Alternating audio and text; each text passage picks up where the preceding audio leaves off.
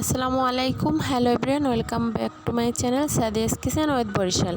আজকে আমি আপনাদেরকে দেখাবো কাঁঠালের বিচি ছাড়ানোর 4 রকমের খুব সহজ উপায় কিভাবে আপনারা খোসা ছাড়াতে পারেন।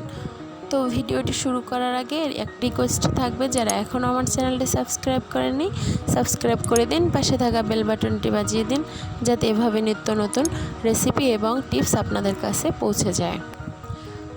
তো এখানে আমি নিয়েছি দেখুন কিছু কাঁঠালের বিচিটা আমার কিন্তু কাঁঠালটা কতক্ষণ আগে খাওয়া হয়েছে, যার কারণে অনেক পিচ্ছিল।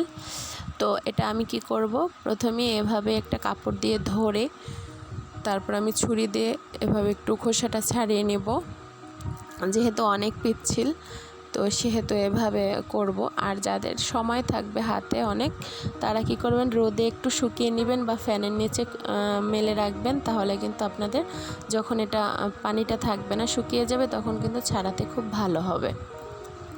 তো প্রথমেই আমার যেহেতু আমি এখনই রান্না করব, অনেকেই আছেন তো তাদের জন্য এটা।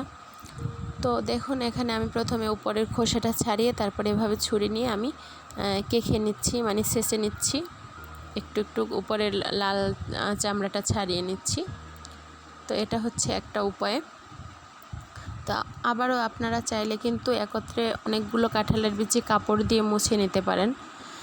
কেউ কেউ ছাই ব্যবহার করে, কিন্তু ছাইতে দেখা যায় যে অনেক সময় বালু টালু থেকে যায় কাঁঠালের বিচিতে। একবার ছাই ঢুকে গেলে বা বালু ঢুকে গেলে কিন্তু খাওয়া অসম্ভব হয়ে পড়ে। তো আমি আপনাদেরকে আরও একটা দেখিয়ে দিচ্ছি। জাস্ট উপর থেকে এভাবে খোসাটা ছাড়িয়ে এভাবে ছেঁচে নেবেন, এভাবে ফ্রেশ হয়ে যাবে।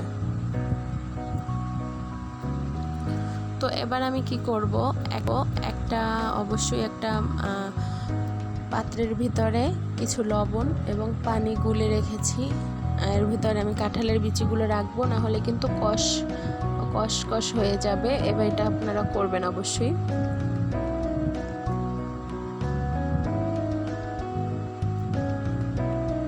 তো আবারও একটা দেখিয়ে দিচ্ছি। একটু সমস্যা হচ্ছে কারণ এটা অনেক পিচ্ছিল, তো এখনো শুকাতে পারিনি, তাই বছরের প্রথম কাঁঠাল।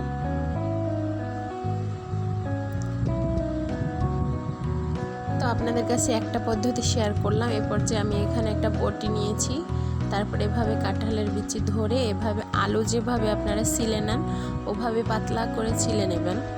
এটা হচ্ছে খুব জরুরি পদ্ধতিতে, যাদের দরকার তাদের জন্য এটা আরও উপকারী। এভাবে ছিলে নিলেও কিন্তু খোসাটা ছাড়ানো হয়ে যায়। তো এভাবে করে কিন্তু দেখা যায় যে আমরা অনেক সময়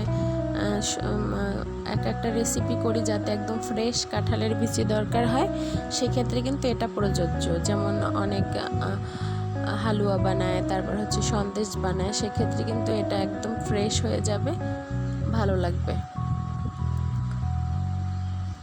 তো দেখুন এভাবে অর্ধেক করে আমি কেটে নিয়েছি।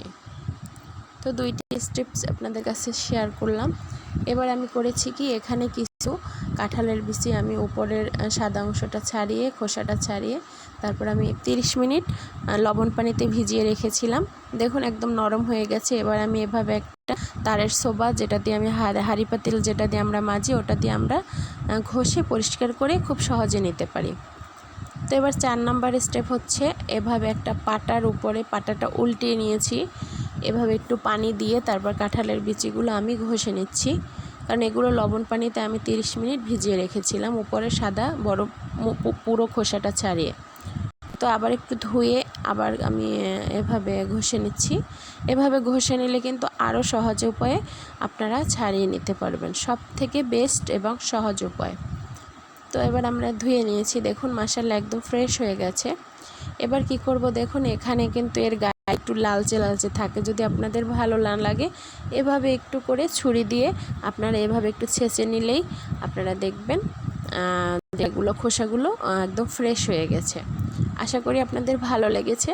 যদি ভালো লেগে থাকে আমার চ্যানেলটি সাবস্ক্রাইব করে বন্ধু করে নেবেন, পাশে থাকবেন। আজকের মতো